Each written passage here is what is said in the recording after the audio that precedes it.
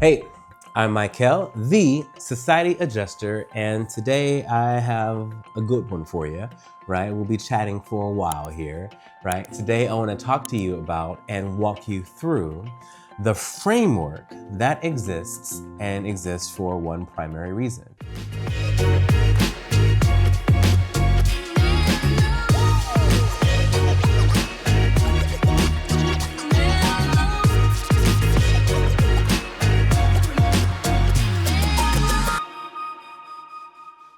Most claims don't fall apart because the damage isn't real. They fall apart because the process underneath them isn't strong enough to support the pressure.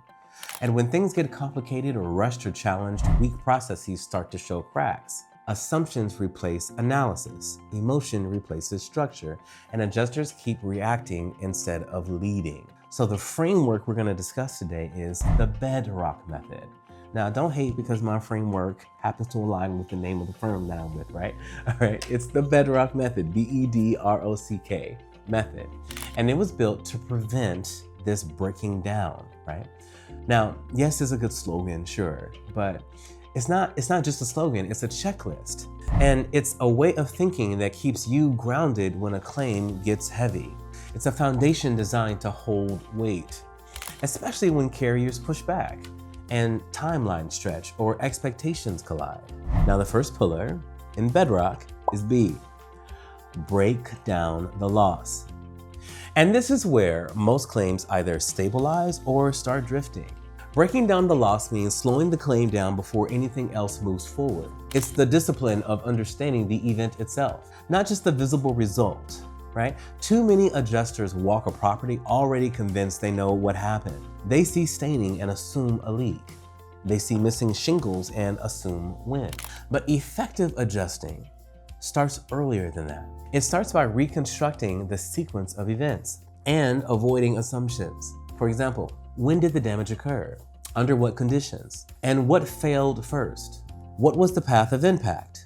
When you break down the loss like this, and when you break it down properly, you stop arguing conclusions later because you've already built the story correctly at the beginning. For example, water damage from a sudden pipe failure leaves different evidence. It leaves different evidence than long-term seepage, for example. Even if the affected areas overlap, one is abrupt and one is progressive. One activates coverage differently than the other. Adjusters who skip this step often find themselves defending estimates or coverage positions that were never solid to begin with. This pillar was created because understanding precedes leverage. You gotta understand first. And when you truly understand this loss, then your documentation has context. Your estimate, it has some logic. And your communication will have confidence. Why? Because you're no longer reacting to questions because the answers are already built into the way you approach the claim. Does that make sense? So make sure you're doing that. Okay, now, the second pillar. The second pillar in B.E.D.R.O.C is E. Evaluate. What you want to evaluate is the policy. And this is where confusion either compounds or clears. Policy evaluation isn't about memorizing language or hunting for technicalities. It's about understanding how a contract responds to the facts. Every policy has a structure, and that structure tells you how the carrier is trained to think, or at least it should, right? Sometimes I see field adjusters that aren't trained on their own doggone policies, but that should be the framework that they approach these claims through.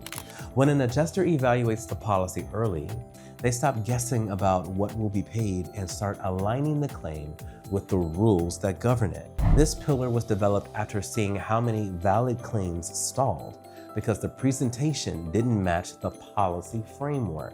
For example, submitting a detailed estimate without clearly tying the damage to a coverage trigger often leads to delays, not denials, but delays. The carrier isn't necessarily disagreeing with the damage. Like we see, like, crap, it happened, right? So they're not disagreeing with the damage. They're waiting for alignment. Okay, but how does this damage coincide with policy terms and coverages, right? Alignment. When the policy is evaluated intentionally, The adjuster knows which sections matter, which exclusions might be raised, and which conditions might be satisfied before payment can move forward. This shifts the entire posture of the claim. Instead of hoping the carrier agrees, the adjuster builds the file in a way that makes agreement logical. Policy evaluation removes emotion from the process. It replaces frustration with strategy, and it turns uncertainty into direction. The third pillar is D, and it's one of my favorites. Not to do, but because I understand that it is foundational to every claim, and that's documentation. Document everything. And this is where credibility gets earned. Documentation is the language of insurance. Like, it's how truth is translated into something actionable. Claims are not decided based on belief, effort, or intent. That's not how they're decided. They're decided based on what exists in the file. Strong documentation doesn't overwhelm, it clarifies. It answers questions before they're asked. It creates a narrative that someone who has never seen the property can follow without confusion. This pillar was created, I should say, after watching too many strong claims lose momentum because the story wasn't complete. It wasn't accurately documented. For example, photos without context raise doubts. Measurements without explanation invite questions for sure. And notes without timelines can create gaps. But when documentation is intentional, then each piece supports the next. Exterior damage explains interior impact. Like, does that make sense? Exterior damage can explain interior impact. Moisture readings support material replacement. Photos and notes and reports work together instead of competing for attention. When documentation is done correctly, the adjuster doesn't need to argue. Public adjusters don't need to argue when they document the correct way. Why? Because the file speaks for itself. And over time, this changes how carriers will respond. Files that are clear and consistent and complete tend to move faster because they're easier to trust. And when your public adjusting firm has built that reputation, right, you have less friction. Documentation becomes less about proving intelligence and more about removing doubt. The fourth pillar is R, rebuild the estimate. And this is where technical skills meets accountability. Rebuilding the estimate means translating the loss into scope with accuracy and with some discipline. It's not about inflating numbers or mirroring carrier estimates. Don't just mirror the carrier's estimate, right? It's about reflecting reality. Many disputes don't exist because damage is denied. They exist because the scope doesn't fully represent what it takes to restore the property. This pillar was created after seeing how many adjusters relied on default templates or partial scopes that left critical work unaddressed, or even worse, they just took the carrier's scope and read through it. When an estimate is rebuilt intentionally, every line item has a reason to exist, right? Like, there's a reason for it. Labor, materials, and procedures are tied back to the loss itself. For example, removing and replacing damaged flooring involves different processes than cleaning and sealing, and those distinctions matter. When estimates are vague, negotiations become emotional. No, you gotta pay this, and no, I can't believe you guys, and yeah, that's a sign that you didn't document properly, that you weren't thorough. Because when estimates are precise, then resistance loses ground. A strong estimate doesn't persuade, it translates. It shows how the damage becomes work and how the work becomes cost. Ooh, that's good, you should have wrote that down. How the damage becomes work and how the work becomes cost. When that translation is clear, the adjuster doesn't have to push. The facts carry the weight. And this is the point where many adjusters either gain control of the claim or start chasing it. Rebuilding the estimate correctly creates alignment between damage, documentation, and policy. And that alignment is what keeps the claim stable as it moves forward. This is what a solid foundation looks like in practice. Not noise, not pressure, and certainly not force. Just structure that's strong enough to hold when things get complicated. And once the estimate is rebuilt accurately, then the claim reaches a critical moment where many adjusters either gain momentum or frankly lose control. And that moment has very little to do with numbers and everything to do with organization. Which brings me to the fifth pillar, organize the file. Organize that file. This is where professionalism becomes visible. Organization is not about being neat for the sake of appearances. It's not clean for the sake of clean. proper for the sake of proper. It's about reducing friction inside the claim, especially when you're dealing with a desk adjuster who's aggressive or highly conservative.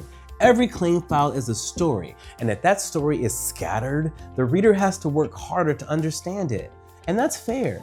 The desk adjuster's like, what the crap is this, right? When someone has to work harder, they slow down. They question more, they trust less, and they disengage. Organization removes that resistance, or at least it can. This pillar was developed after seeing how many strong claims are stalled simply because information was buried. Photos uploaded without labels, like, that's a crime, guys. It's a crime. It's a crime. Who's trying to figure out what this is? What is this, right? Photos uploaded without labels, estimates submitted without context, emails sent without reference points. None of that makes the claim stronger. Even if the information itself is valid, we're looking at this stuff like, what the heck is going on? A well-organized file guides the reader. It shows them where to look, what matters, and how each piece connects. For example, when photos are grouped by elevation, room, or damage type, then the story can become intuitive. Like when reports reference specific estimate sections, alignment becomes obvious.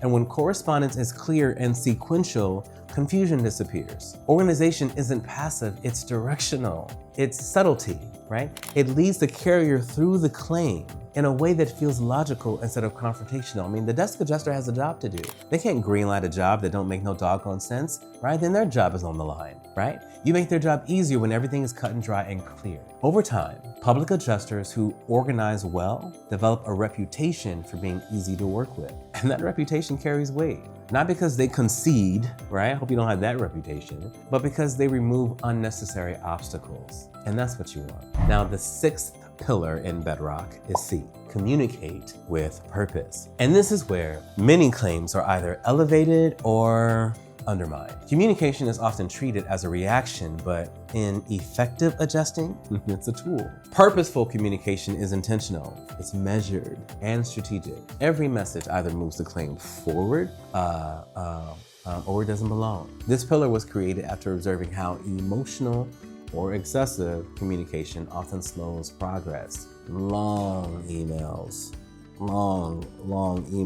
filled with frustration and repeated follow-ups without any new information, and reactive phone calls rarely create leverage. Who wants that, right? Like, who wants long, dramatic emails? Like, man, what? Say it already, right? It's just noise. Purposeful communication does the opposite. It provides clarity without the escalation. It asks specific questions. It references specific documents. It acknowledges the process without surrendering position. For example, a concise message that ties a supplemental request to a documented condition and a policy provision does more than pages in argument. It's more than just pages of the argument. It tells the carrier exactly what is being requested and why it's being requested and where the support exists. That kind of communication builds credibility. It shows discipline, and it also protects the adjuster. When communication is purposeful, it becomes part of the record. It demonstrates professionalism.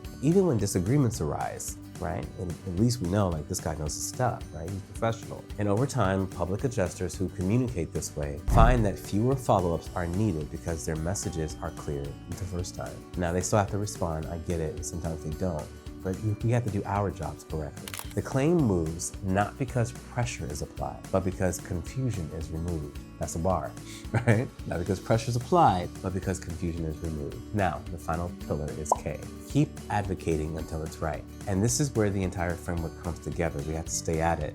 Keep advocating until it's right. Advocacy is often misunderstood. It's not about aggression. It's not about persistence without direction. It's steady commitment to accuracy. This pillar exists because claims don't always resolve quickly, even when everything is done correctly. Files get reassigned, reviews take time, decisions get delayed. Advocacy is what keeps the process from stalling without turning it into a fight. It's not holding my position because I'm focused on the payment.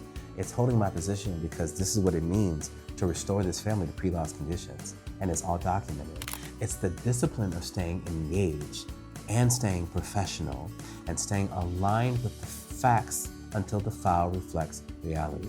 For example, when an estimate is partially accepted, but key line items are omitted, without explanation. Advocacy means responding with clarity, not emotion. It means referencing what's missing, supporting what's missing again, and maintaining presence without escalation. Not, how you not gonna put this in there? No, no, no.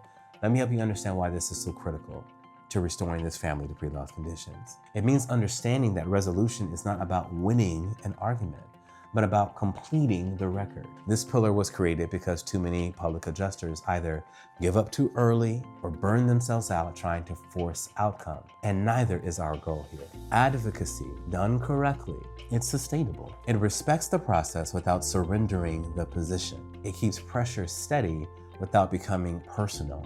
I'm committed to advocating for this family. The damage is the damage, the policy is the policy, this is what needs to happen. Over time, this approach, it builds trust, even in disagreement. Carriers learn that the adjuster will not disappear, but also will not create chaos. And that consistency matters. No one wants to work with a jerk, right? That consistency matters. It signals that the claim will be seen through to completion, not convenience and not nonsense. And when all 7 pillars work together, the claim stops feeling reactive. The adjuster stops chasing, and the process becomes more predictable, even when the outcome may remain uncertain. And this is what separates short-term success from long-term careers. Structure creates confidence. Confidence creates consistency.